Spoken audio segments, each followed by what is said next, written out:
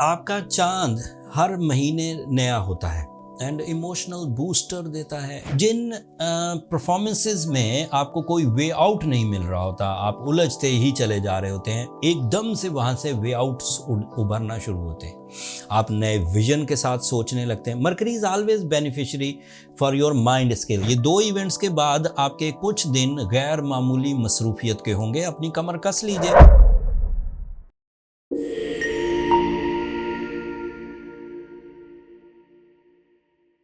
अस्सलाम वालेकुम ल्यूज़, मैं हारिस अज़मी प्रोफेशनल एस्ट्रोलॉजर आपकी खिदमत में हाजिर हूँ इस हफ्ते की एस्ट्रोलॉजिकल रिसर्चेस लेकर। इस हफ्ते दो इवेंट्स हैं ल्यूज़ एंड गैर मामूली हैं। ये जिस वीक जिन 6-7 दिनों की एस्ट्रोलॉजिकल रिपोर्ट मैं आपके सामने रखने वाला हूँ, ये 5 मार्च से शुरू होकर 11 मार्च तक चलेगा। दो इवेंट्स गैर मामूली होने की वजह से आपकी मसरूफियत में इजाफा होगा। इसमें से एक इवेंट स्पिरिचुअल टाइप का है। 10 मार्च को नया चांद होगा और ये रमज़ान का नया चांद है। 11 मार्च को रोज़ा हो जाएगा एस्ट्रोलॉजिकली।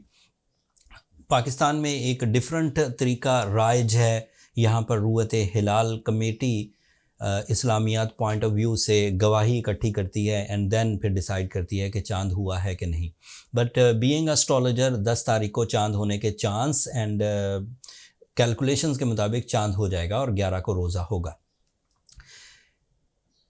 आपका चांद हर महीने नया होता है एंड इमोशनल बूस्टर देता है। इमोशनल बूस्टर का मतलब ये है कि आपके अंदर नई मसरूफियत की तरजीहात पैदा होती हैं, आपके अंदर नई फोर्स ऑफ लाइफ प्रोड्यूस होती है। वो बेनिफिट्स अपनी जगह पर, उस बेनिफिट्स में ये चांद आपके 8th एंगल पर होगा तो आप अपने लॉसेस की रिकवरी की तरफ ज़रा ज़्यादा तवज्जो देंगे। आप अपनी फाइनेंशियल कंडीशंस को बेहतर बनाने के लिए इस चांद पर नए तर्ज के मामूलात इख्तियार करेंगे, नई तरज की मसरूफियत इख्तियार करेंगे। बट ये चांद कॉमन न्यू मून नहीं है, ये रमज़ान का चांद है। एंड इस रमज़ान में क्रिएटर ने, अल्लाह ताला ने खुद कई वादे फरमाए हैं, रहमतों के दरवाज़े खोलने से मुतल्लिक, शैतान को कैद करने से मुतल्लिक, मग़फ़िरत देने से मुतल्लिक, जहन्नम से खुलासी से मुतल्लिक। इसमें लैलतुल क़द्र आएगी जो 1000 महीनों से बेहतर है, तो वो अलग से बेनिफिट्स मिलेंगे। Spiritual benefits and astrological benefits मिलाकर एक नई तरतीब अगले हफ्ते आपके सामने आएगी, जो आपकी रूटीन लाइफ को हटाकर एक नए तर्ज की रूटीन प्रोड्यूस करेगी। आप बुरी आदतों पर काबू पा सकते हैं, अपने बेबरकत रिसोर्सेज को बरकत वाला बना सकते हैं। आपके हेल्थ इश्यूज थे, आपके ऊपर कर्जा था, या आप अपनी किसी आदत से उलझे हुए थे और वो आप अपनी ज़िंदगी से हटाना चाहते थे, तो दिस इज़ द टाइम जब आपको spiritual stability, peace of mind, peace of heart मिलेगा। एंड ऊपर से जो प्लानिटरी पोजीशन है वो भी आपके लिए बहुत फेवरेबल है। दूसरी चेंज सेम 10 मार्च को आएगी जब मरकरी आपके 9th एंगल पर आ जाएगा। Astrologically this is another very very beneficiary event, जो ल्यू नेचर में कंसंट्रेशन, अक्लो जहानत, idea making and learning abilities ये पैदा करेगी। ये उसके जर्नल एडवांटेजेस हैं। 9th एंगल पर मरकरी हमेशा ही बड़े रोल अदा करता है। जिन परफॉर्मेंसेस में आपको कोई वे आउट नहीं मिल रहा होता, आप उलझते ही चले जा रहे होते हैं, एकदम से वहाँ से वे आउट्स उभरना शुरू होते हैं। आप नए विजन के साथ सोचने लगते हैं। Mercury is always beneficiary for your mind skill, for your IQ, for your planning, for your calculations, for your presentations, इन सब, इवन पब्लिक इमेज भी। आप जब बोल रहे होंगे तो आपकी बातों में इतना दम होगा, इतनी एक्यूरेसी होगी, इतना दबदबा या रोब होगा कि सामने वाला आपकी बात सुनेगा ज़रूर। अब अगर आपकी बातों में इखलास है, प्योरिटी है, तो वो ज़रा ज़्यादा तेज़ी से ग्रोथ कर जाएगी। एंड एक्सपेक्टेड ये है कि रमज़ान की बरकत एंड मरकरी की एस्ट्रोलॉजिकल सपोर्ट के बाद आप तरक्की तेज़ी से करेंगे। इसे सडन गेन्स भी कहा जा सकता है।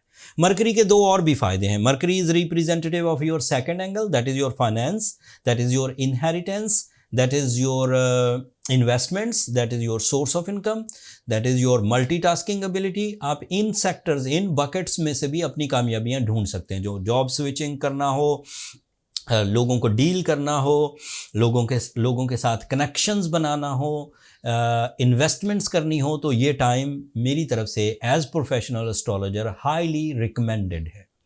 इसका दूसरा फ़ायदा, Mercury is representative of your 11th angle, that means your travelling, that means your team work, that means your spiritual journey, that means your leadership qualities, that means your dominating skills. So उस तरह के benefits भी आपको मिलेंगे। ये 2 events के बाद आपके कुछ दिन गैर मामूली मसरूफियत के होंगे। अपनी कमर कस लीजिए। रमज़ान में तो वैसे भी सुस्ती इख्तियार नहीं करनी चाहिए, वो स्पिरिचुअल डेज़ हैं एंड ऊपर से आपके लिए कुछ कारकर्दगी के मौके भी आ जाएंगे। तो उम्मीद ये है कि आप अपने जो रीसेंट मिशंस हैं, जो मुस्तकबिल करीब में आपने अपने मकासद की तकमील का एजेंडा बनाया है, वो पूरा हो जाएगा। अदरवाइज सुनिए, आपका सूरज आपके 8th एंगल पर है, आपका सैटर्न भी आपके 8th एंगल पर है। एस्ट्रोलॉजिकल रूल्स के मुताबिक सैटर्न 8th एंगल पर मनफी था, लेकिन सूरज ने आकर उसे दबाया हुआ है। दैट मीन्स सैटर्न आपको न सेहत के लिए उलझन पैदा कर पाएगा, ना आपके डिसीजंस में डिले ला पाएगा, ना आपके रिवॉर्ड्स में डिले कर पाएगा।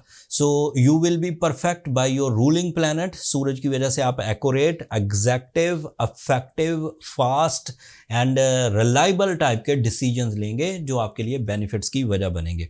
आपके लिए वीनस 7th एंगल पर, this is big one, this is pleasure of Leos. Venus is representative of your life partnership. Venus is representative of your career. Venus is representative of your family life.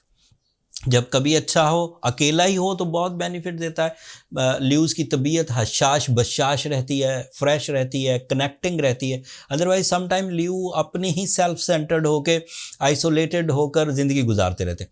लेकिन जब Venus 7th angle पर हो तो they are more romantic, very loving, caring and attachment से इख्तियार करते हैं। Relationship decisions हो पाते हैं, नफ़रतें ख़त्म हो पाती हैं, नाराज़गियाँ ख़त्म हो पाती हैं एंड उसकी वजह से जो रिलेशनशिप एडवांटेजेस हैं वो मिल पाते हैं। Soul mateness, soul exchanges, companionship decisions, या फिर जो मौसमी फेवर्स हैं, जैसे मौसमों का अच्छा लगना, खाना पीना, ये सब भी। एंड मार्स भी आपके 7th एंगल पर है। So you are highly eligible for the travelling, for investments, for specially in properties, and you are eligible for immigration, कानूनी मामलात का सेटल होना, पार्टनरशिप बिजनेसेस, इन साइड्स पर। माली मुश्किलात जितनी भी हों, मुझे उम्मीद है एज प्रोफेशनल एस्ट्रोलॉजर आप अपनी ओन एबिलिटी से, जो आपकी नेचुरल स्किल्स हैं, उसी से ही रिकवर कर जाएंगे। कुछ कमी रह जाए, ऐसा लगे कि आप कुछ बड़ा करना चाह रहे हैं लेकिन वसाइल नहीं हैं, या आप कुछ बड़ा करना चाहें लेकिन आपको लगे कि आपकी फ़िज़िकल कुव्वत आपका साथ नहीं दे रही, तो आपको सूरह शम्स पढ़नी चाहिए। एक तो रमज़ान है, दूसरा इट इज़ एस्ट्रोलॉजिकल ट्रीटमेंट। साथ में आपको साइंटिफिकली ब्लू सफ़ायर या रूबी या एमरल्ड, तीनों में से कोई एक स्टोन 8 से 10 कैरेट पहनना चाहिए, जिससे आपके लिए एक कैटलिस्ट सपोर्ट भी मिल जाएगी। कुछ चीज़ें जो गलत डिसीजंस की वजह से या बैड पैचेस की वजह से आपके साथ चिपक चुकी हैं, वो भी रिपेयर हो जाएंगी। मैं नेचुरल स्टोन पर एम्फेसाइज हमेशा से करता आया हूँ, अब भी करूँगा। सिंथेटिक स्टोन, लैब क्रिएटेड या ग्लास फिनिश या कलर इन्हेंस्ड स्टोन ट्रीटमेंट या हीलिंग के काम नहीं आते। आपको नेचुरल स्टोन्स को ही बाय करना होगा। ज़िंदगी में एक ही दफ़ा करना होता है। इस बात को मैं और इस बात को यकीनी बनाने के लिए कि नेचुरल स्टोन्स ही आपको मिलें, मैंने बहुत इन्वेस्टमेंट्स की हैं, पूरी दुनिया से स्टोन्स इकट्ठे करके, पूरी दुनिया से बाइंग की, पूरी दुनिया से डॉक्यूमेंटेशन की and licensing, and then store बहरहाल क्रिएट हो गया है। नीचे डिस्क्रिप्शन में भी स्टोर का लिंक है, ऊपर कार्ड में भी आपको स्टोन का लिंक मिल जाएगा। अब वहाँ से अपना नेचुरल स्टोन जो भी आपका पसंदीदा हो, जो भी आपकी रेंज में हो, आपकी अफोर्डेबिलिटी, आप उसको बाय कर सकते हैं। हमारी तरफ से विद माय सुपरविजन आपको स्टोन आपके डोर स्टेप पर इंश्योरेंस के साथ मिल जाएगा विदाउट एनी हेजिटेशन, इंशाल्लाह दुनिया में कहीं पर भी हो।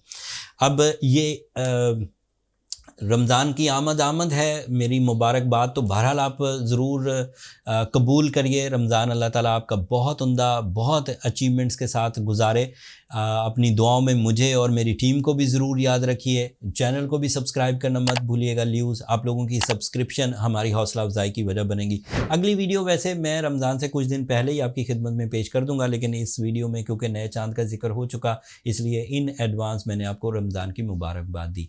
अब अपनी दुआओं में मुझे याद रखिएगा। अगले हफ्ते तक के लिए इजाज़त दीजिए। अल्लाह ने के बाद।